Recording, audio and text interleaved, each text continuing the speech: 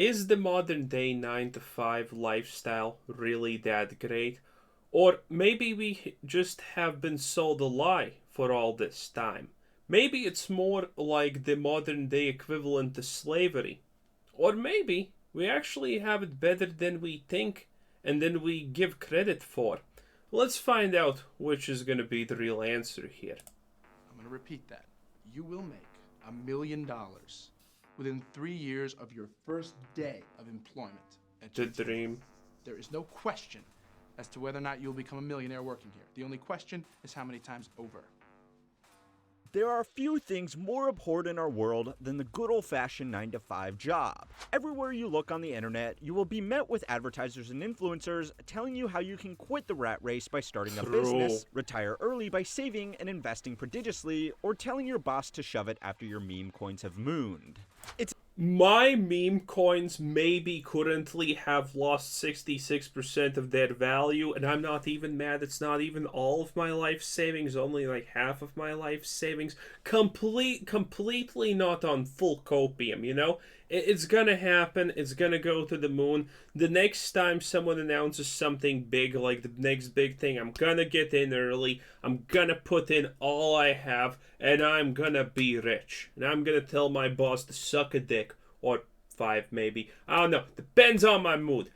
My meme coins are not gonna be memes for long.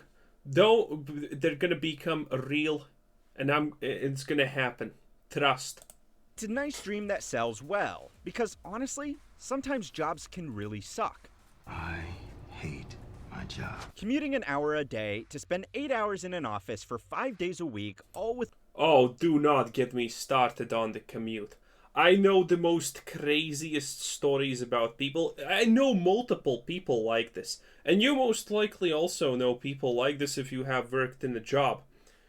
Those are the people who live like an hour or an hour and a half away from their homes, and they need to spend that much time to get to their job. So essentially, every day they're just spending roughly 2 or 3 hours commuting from and to their jobs and homes. It's absolute insanity. I knew this one girl who worked 1.5 hours away from her job. And you know what was the most insane part about that? It wasn't even a good job. She got paid roughly, now I don't exactly remember the number, but it wasn't even 20% more than the country's average. Which means, effectively, she could have actually made more money working a minimum paid job 5 minutes away walking distance from her house, and by saving on gas and car payments and repairs when you look at the whole year. It's insane. And I know multiple people like that. People take jobs just to have jobs, and then they need to commute like an hour or 2 hours or however long to get to them. It is insane. You have literally no free time in your life at all if you do that. I completely cannot understand that mentality. It's insane. My mom told me from the moment when I was a kid that never look for a job that you need to spend a long time commuting to. It is absolute ass. You're gonna hate your life. It's not gonna be good. with little to no flexibility is not most people's idea of a life well spent, especially since the dream of retirement is going the same ways as the dream of home ownership for young workers. So when an True. alternative is presented, it's easy Home ownership for millennials and people like that, essentially just young people in general, is currently absolutely non-existent. Millennials are currently the poorest generation on record, I think. Like, the boomers have decent wealth, everyone else has decent wealth, but the millennials, the current 20 to 30-year-olds, don't have shit on average. A house is literally a fucking dream. Owning land, literally a dream. Having a car, best day of your life, pretty much. That is the average current way of life. And that is why all of these influencers and people selling dreams actually get away with it. Because who wants to live owning nothing? You know? It's not really appealing. Easy to see why these ideas sell so well. But that's exactly the point. Disliking your job is just part of the sales pitch. If someone enjoys or at least appreciates their job, it's much harder to sell. Wait, no, it's not. Every job interview I ever went to, people are saying, "Oh, the community here is great. We're all like a loving giant family," and that's the first big red flag. If your job tries to make you a part of a family, no, run away from that. That's just an easy excuse. That's an easy mental gymnastics that bosses try to do to get you to work more.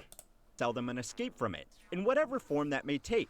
A get-rich-quick course, a vacation, or an overpriced piece of consumer junk that they work hard for and totally deserve.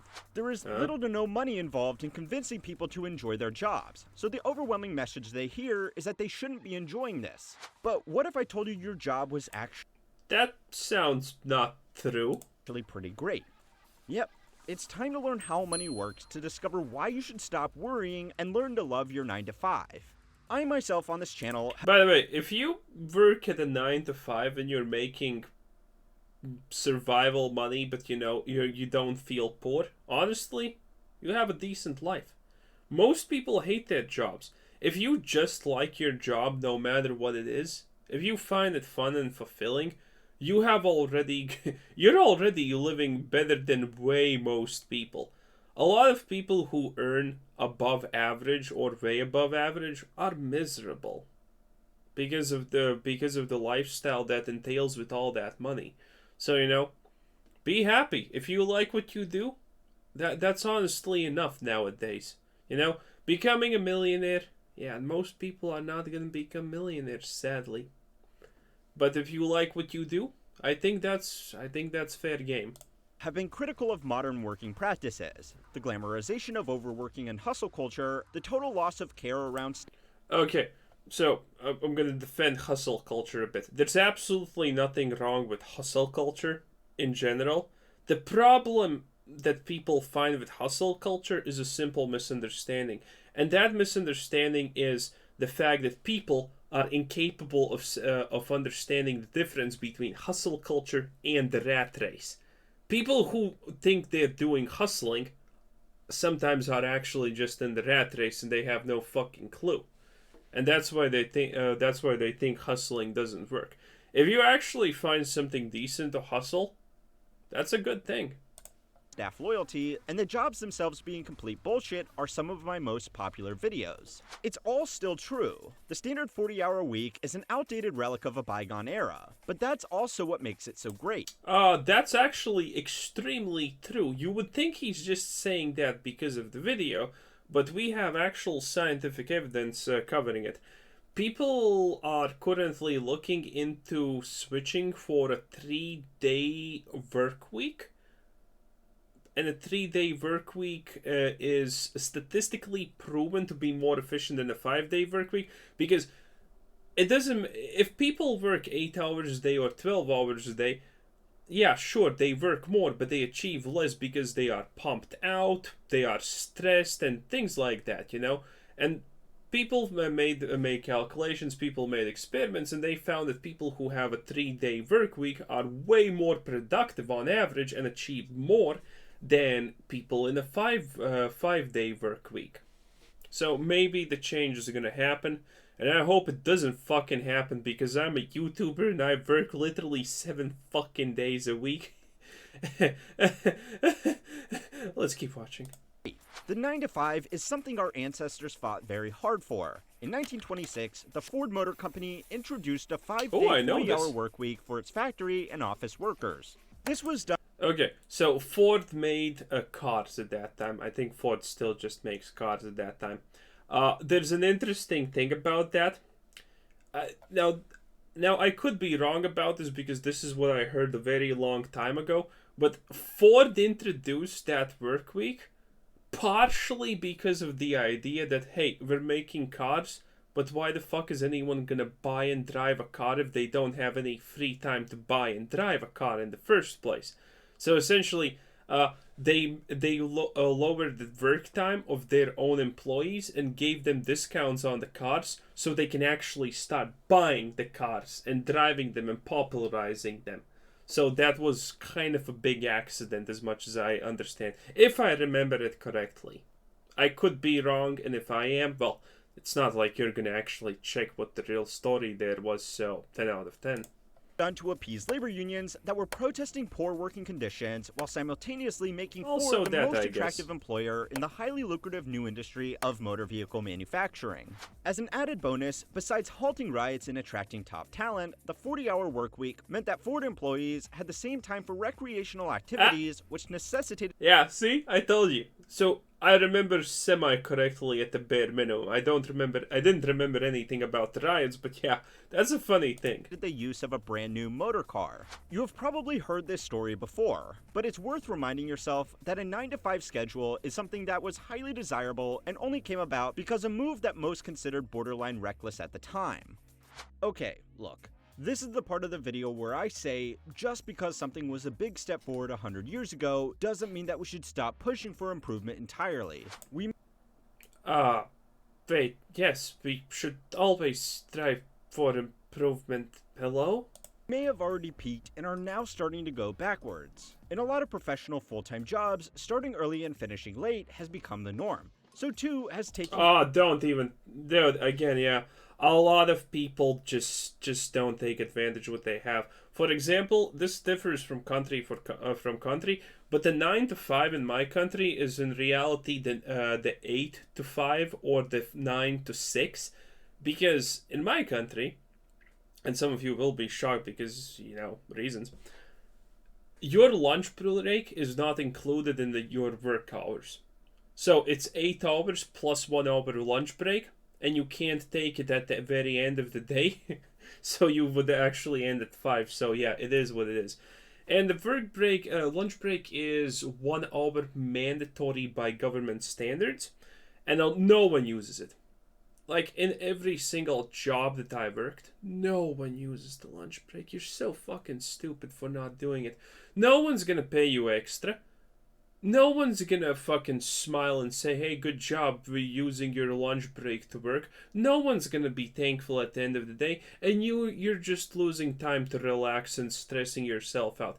Always use the lunch break to its fullest. I have always used my lunch break to its fullest. And you know what? I almost have never fucking had a boss dare tell me anything about it. There were a couple of times when they said, hey, can you do this? And I was on a lunch break and I said, yeah, sure. Then they noticed that I'm not moving and I'm still taking my lunch break. No one dares to tell you anything. Because the brutal reality of the fact is, if they fucking tell you that, you know, you're gonna work now, fuck your lunch break, you can just get them fired.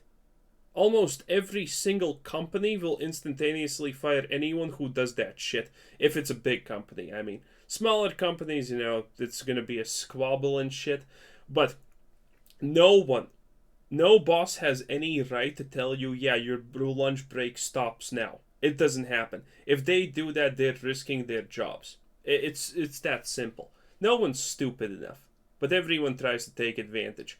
And the moment they understand that they can't take advantage of you, they don't do it. Work home with you, and prestigious careers universally involve pulling long hours. Working 8-hour days, True. 5 days a week, as an analyst at a consulting firm, a junior at an investment bank, resident at a hospital, associate at a big law firm, or even a developer at a tech company would be a dream. These industries can get away with exploiting their highly talented young workers because they Talented? These people are in the rat race, like, literally, pretty much. They're not talented. Most of them are not talented. Most of them are there because either they finished an extremely prestigious school, or they have connections from their family to get in these positions. That's the reality of it.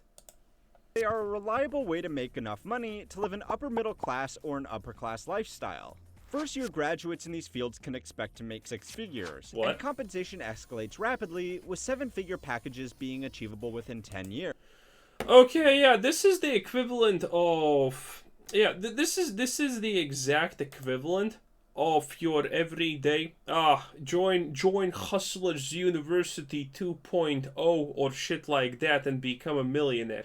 Most people will never achieve this. The six-figure dream is so much above the average, you're not getting it. In reality, the people who finish universities and start at six figures, or your country's equivalent to that, are people who finished prestigious universities that are very, very coveted, or alternatively, they just have family connects. That's what it comes down to. Even if you learn to be a doctor and you're now in debt and loans, if you didn't finish a big school that is known by everyone and loved by everyone and they think highly of you because of that, you're not getting that amazing entry level job with all these career possibilities in the future.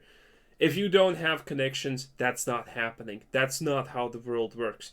This is essentially try to live your fullest life, best life, try to be a millionaire, billionaire, do this, do that. This is the exact same shit, only packaged in a different way. It's complete bullshit. Most people will never see this. Rapidly, with seven-figure packages being achievable within 10 years. Yeah, and no one almost achieves that package. Again, that is literally that is literally the classic scam. Do this and become a millionaire. It's the same 1% shit. Different package. People are willing to sacrifice their free time, their relationships, and even their health to stay on that track for as long as possible. Because if they do put in the hours and work diligently, it's a sure thing.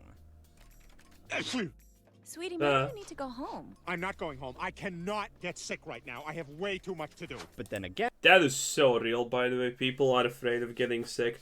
People are afraid of not doing their work and things like that. Don't be. Never be afraid of that. If you're sick, do the sick leave thing and call it a day. It's completely okay, you know? Someone else is gonna do that work for you. And if it piles up, well, fuck bitches get money. Who gives a shit? It's not like they're gonna fire you.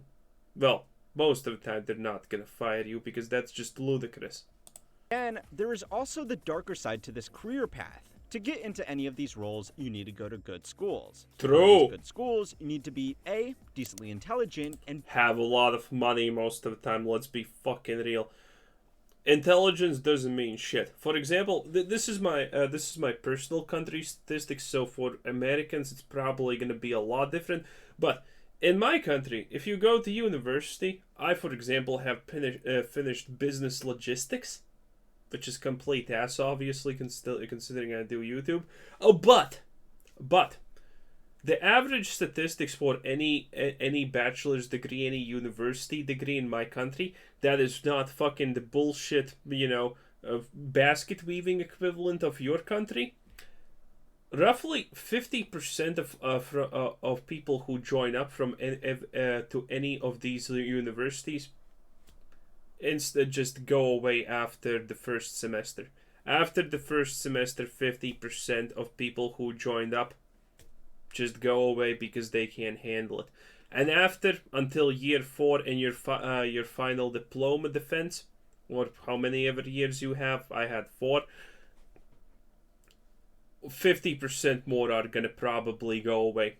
Which means roughly every time, from 100 people that join a university, only 25 on average survive. In my course's case, from the... I'm just going to give you the percent. Less than 30% finished. Yeah, that's the average statistics on anything that's not a bullshit diploma. B, spend a lot of money. It's a little bit different for software developers, but the way the industry is going these days, it's hard to get an entry-level six-figure job without a college degree at minimum. For investment bankers, lawyers, and especially doctors, it's And by the way, those are the exact 3 coveted prestigious roles. Not bankers, but lawyers, doctors, investors, and all of that. Those were the traditional coveted roles. These are the traditional, 10% that everyone tells you that you need to be. But it's the top 10% of people who only get in these roles. And they have no time, honestly, to spare. For themselves, even. So, is it actually good enough? It's pretty sad. doctors, it's 6 figures minimum to get the schooling you need to get in on the ground floor. This feeds the vicious cycle of True. exploitation, because most employers know that quitting is not an option for employees that would be crushed by student debt without the 6-figure income they took the debt on to get in the first place. Mental health amongst Sometimes. workers in these fields is something that is really not talked about enough, especially amongst doctors who are forced to hide their mental health problems because any diagnosis could result in their board certification being revoked, causing them to lose their job that they are dependent on to meet. Is that true? I have absolutely no idea about anything doctor related. If it be, I don't know about doctors. I have no idea how it works for them. I imagine that's probably true because if you're mentally unwell, yeah, you probably are not exactly allowed to, I don't know, diagnose other people. Makes sense, kinda, right? Meet the repayment of their student loans. Even still, for a lot of people, including myself personally, these careers are worthwhile because of how much of a sure thing they are. If you put in the hours and avoid being fired in any of these career paths, you will be rich. Like top. Okay, top 1%. He knows what's up. How money works was a banker before he started doing YouTube, so yeah, he does understand that these people are the top 1%. Like, the idea of becoming a doctor, a lawyer, or whatever is the top 10%. But people who make it are already probably, yeah, the top 1%. Because those roles are rare. But also, you can't actually get fired from them that often. Because the truth is, if you're not a complete fucking dipshit, you can't be fired because there's not enough people who are capable to do it at a decent level to go around. Anyone ever tried to Google how often doctors diagnose incorrectly? Yeah, that's a scary percentile I'm not even gonna say out loud. 1% rich. So why aren't you doing it? These jobs are there, and they have a very clear path of entry and progression. Yep. So why are you working the job that you currently do instead of one of... Because actually becoming a doctor is not easy. It's not like you can just rando yourself through the school and shit like that, you know? All of those schools are actually quite complicated and hard, and you actually need to display a certain level of intelligence. Most people are, by default, just not that intelligent. these jobs? There has arguably never been a better time to go into these fields, as companies are struggling to attract talent. So why not make the switch? If it's because you enjoy your job that you work, then congratulations. I don't need to prove to you that your 9 to 5 is great. Maybe you think that it's too risky, but really, risk isn't part of it. You will have to take on a lot of debt, and maybe you won't get into the most prestigious institutions in these fields. Then but you're you are fucked. always going to make a lot of money if you dedicate your career to doing any of these things. Perhaps you are being really honest with yourself, and you think that you aren't smart enough, dedicated enough, or have enough time to go back to school and work 80-hour weeks between your other commitments. Maybe True. you think you just aren't in a position where you can afford to go back to school. Well, what if I told you that these were all totally legitimate justifications? Yeah, that makes a lot of sense, yes. He's right. He's actually 100% right. The reason that these jobs pay so well is about 20% because you need to be smart to do them, but 80% because you need to be entirely dedicated to them above anything else in your life. I would not exactly agree with that. If someone offered me a choice between an 80% smart doctor and a 20% dedicated doctor, and yeah, you kind of get where I'm going. I would choose the doctor that's more smart than dedicated. That 20% intelligence is probably an overestimate too. If you are willing to do anything for 80 hours a week, you are going to get very good at it. The hardest part is qualifying. I mean, that is technically true, but all of these positions, all of these coveted positions have kind of risks associated to them when you are not good at your job, you know? If you're an analyst and you make mistakes and no one catches them, that's really, really, really bad. If you're a doctor and you mistakes, well, that's even worse, technically speaking, you know? So no, these people need to be smart. There's no way. I have never met a doctor that did not seem above average intelligence compared to the normal person. For limited positions at schools, but the people that make it aren't uniquely remarkable. They just work really hard. Being able to sacrifice the best years of your life is a different story though. Type the phrase, "why I quit big law," or medicine, or investment banking into Google, and you will find countless stories about people losing. You'd rather eat dinner with your spouse than... Yeah, obviously, these people don't have a lot of time. I know a lot of doctors, because one part of my family tree has married into doctors. Yeah, they don't have a lot of time. They may make enough money to buy a 40-50K car, but they don't really have a lot of time driving that car. They have most of the time they're just driving that car to and from work. You know, it's not really great. Relationships, gaining an unhealthy amount of weight, and not being able to go to family funerals because big projects were due. Why do you think That's they pay them this horrible. much? You have the opportunity to do this, and if you're willing to work 80 hours a week for a decade to get into these roles, Okay, now this is where I start to disagree with him heavily. They don't get paid because they're supposed to sacrifice their time. They get paid because in reality very few people are capable and smart enough to fulfill these jobs in the first place. If you have, again, let's talk about analysts. If you have ever seen a beginner analyst and compared them to, I don't know, someone who has done the job for a year, the difference in experience, the difference in understanding, the difference in intelligence, how they use it for their job is absolutely uncomparable. One's a monkey, the other one is an actual human being in comparison.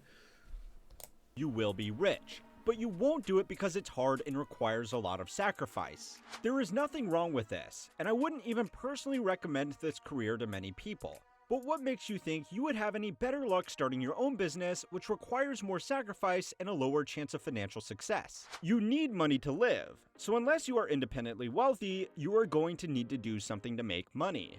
You listening? It's easier than you think. Every person you're on the phone with, they want to get rich and they want to get True. rich quickly. Starting your own business may sound appealing. Being your own boss, setting your own schedule, being the master of your own destiny, and above all, being able to make more money than you ever could as an employee.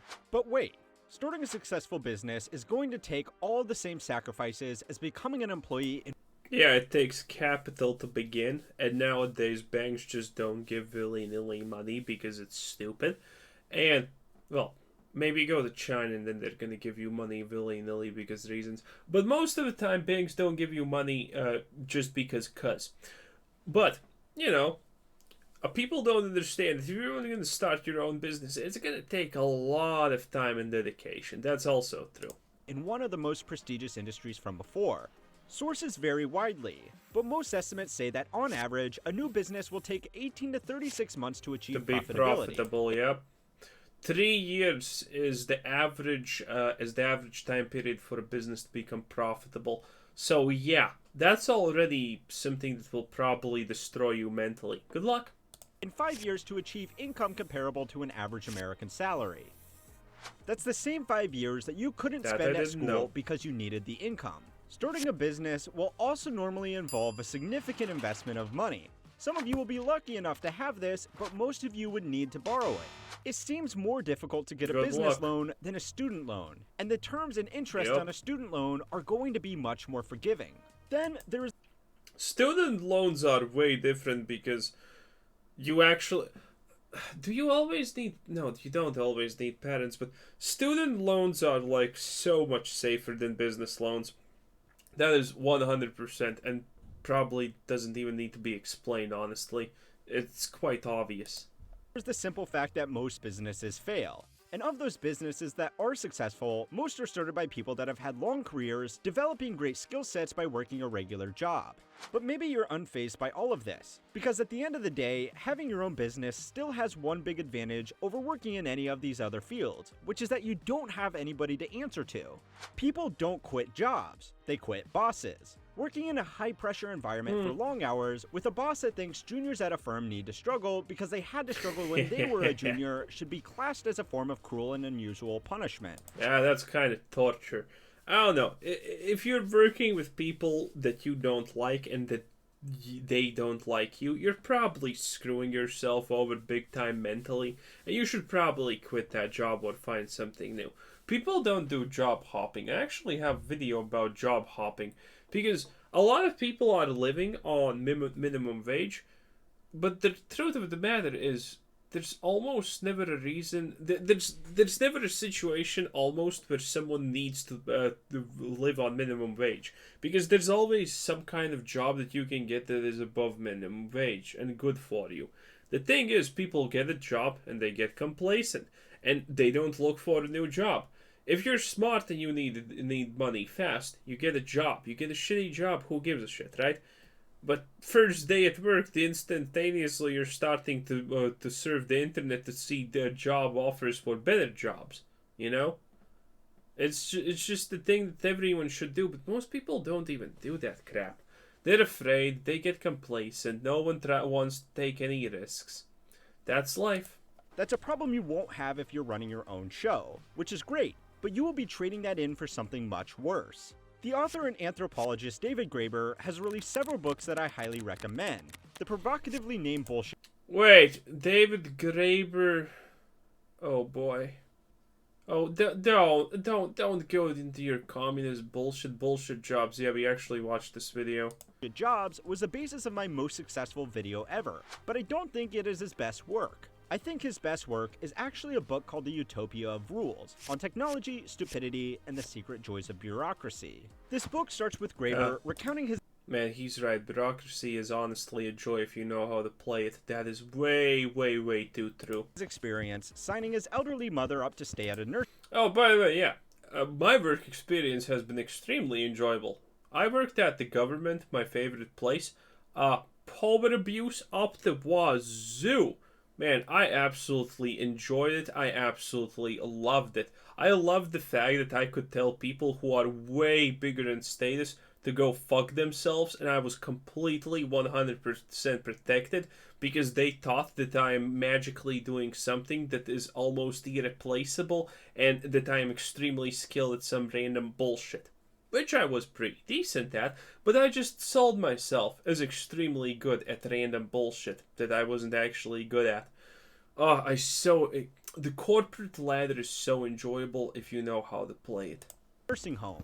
He was forced to work through hundreds of pages of paperwork for what would have been a simple transaction. His mother would pay a fee to the home from her savings in exchange for a room, meals, and elderly care. Despite the straightforward nature of the arrangement, Graeber was forced to sift through endless liability waivers that all needed to be signed in triplicate and witnessed by an appointed notary. Despite being a great frustration, some of this paperwork is necessary. It would be important to know, for example, if someone being checked into an elderly care home had a preferred physician or if they were on medication. But most of it wasn't. Most of the paperwork was a construct of an inherently inefficient bureaucracy, designed to keep the businesses functioning and the people in the types of jobs that one might describe as bullshit. You would probably agree that we do not live in an inherently violent society. Most of us will thankfully go our entire lives without being the victim of a violent crime, but we are still beholden to a fundamentally violent system. See, I'm not the thief. I'm not the one charging 85 cents for a stinking soda! You're the thief! Stray too far outside the rigid framework of the bureaucracy, and you will face legal consequences. Don't deal with those legal consequences properly, and you will face violence in the form of police enforcement. Graeber makes the case that most businesses exist because of this bureaucracy. Every page of that checklist to get his mother into a nursing home was work that kept an insurance agency, a legal firm, and a medical database manager in work. Within those businesses are bureaucracies that will necessitate employees that exist for no other reason than to tick boxes created by the bureaucracy in the first place. But now there's a lot of useless bureaucracy in almost absolutely everything and anything you do. But the reality is, a lot of bureaucracy that people think is useless is actually very, very, very, very necessary for someone else to do their job properly. And the reason why you need someone who actually keeps things in check, literally people who just update data sheets and things like that, is for one simple reason. that the people who actually understand what is in these data sheets, in these places, in these vaults of knowledge, how to work it, what you can actually extrapolate it, what you can get out of it. So those people don't have to actually worry about making those things functional, and they can just get right down to business and, do good things with it. Now that I have said the word bureaucracy so many times that it's doing that thing where it doesn't sound like a real world anymore, why does this matter? Graeber's point is that you can be one of two people. Someone like a business owner would do well from cutting down on needless complexity within their own organization, and they will be endlessly dealing with external rules and regulations about how they can pay their staff, record their transactions, display their marketing, make their product, advertise their services, and deal with customers. Do anything wrong, Hey, that sounds all kind of reasonable. and they are one step closer to society's thinly veiled threat of violence. Alternatively, you could be someone who feeds off the bureaucracy, someone who is there to tick boxes for compliance reasons and possesses the adequate certifications to make the operation legal. 9-to-5 I get. He's kind of explaining this in a really bad way, but yeah, there are subsections of subsections of subsections that literally only exist to check the people who check boxes. You understand what I'm saying? Like, they really don't do anything but just look at is someone correctly checking boxes. Now that truly is useless for the most time, because why would you need a middleman for something that you already should know how to do? Now that is truly useless. And I think he's kind of talking about this, but it's a little bit veiled. jobs are a happy compromise for most people. They offer a safe place nestled in the fabric of society's endless rules to let people be present for a set number of hours in exchange for a set amount of money. We like to say that we hate the bureaucracy, but imagine how outraged your place of work would be if they announced that they were changing their compensation plan to a 100% performance-based system. Graeber's book was ahead of its time in how well it described the phenomenon that is being called quiet quitting. Workers who are fed up with their jobs are not quitting to find a new job, or to take some time off, but instead are simply showing up to work and doing the bare minimum needed to not get fired, with many... That is so true. There's a lot of people like that, and they're exactly in these middle positions. You know, actually, who are the people who work the hardest? The people on the lowest positions, people who put boxes into cars that go and take those cars to, not those cars, but the boxes to stores, and people who take the boxes out of those cars and put them into shelves. These people are actually the ones who are, they're just actually doing work. They're actually doing pretty decent work. And the people at the very top, the corporate ladder, the people there also do a lot of work. You know who ironically are the people who don't do a lot of work? The people who do the bare minimum so it looks like they do work so they don't get fired? The people in the middle. The people on the exact average scale, the exact average office job that you would expect. Those are the people who actually are like that. The people at the bottom and people at the top really do put in the effort.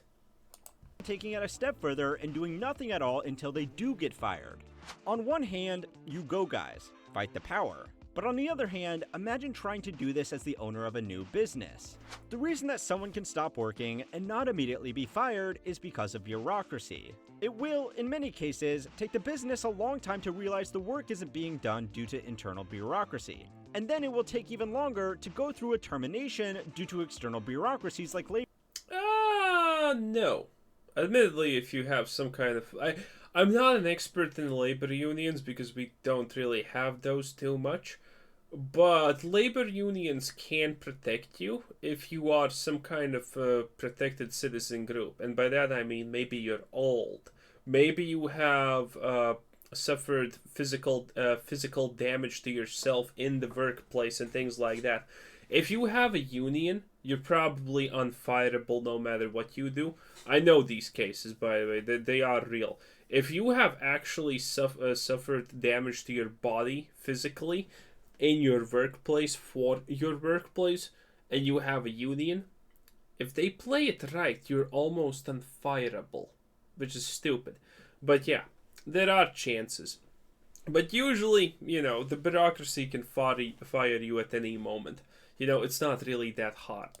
Labor laws. You may hate your 9 to 5, but it looks after you more than you realize. Instead of letting yourself down by paying attention to all the influencers telling you about how terrible working a job is in order to sell you a way out, go and sign up for Brilliant, who can help you get that nugget of knowledge you need for that next pay bump. Brilliant is a learning platform helping you develop your knowledge in math. Don't get scammed by a ridiculously expensive day trading course that will just lose you more of your money. How dare you? From a former financial understanding finance, and Brilliant helps you or your phone. Brilliant makes the link in the description still have to work. Potentially. Wait, was that ad just literally the whole end of the video? Damn. Until the day you die. But you might just find a little satisfaction in the knowledge that you will be cheating the system the entire time. Hey, get a job that you like, and that's it. That's it. As long as money's not the issue, you can just get a job that you like, and that's it. And it's gonna be fine, and you're gonna be way more happy than the guy who makes double your money but doesn't have a free moment in his life. It's gonna be fine. Anyway, like and subscribe. Have a nice day. Bye-bye.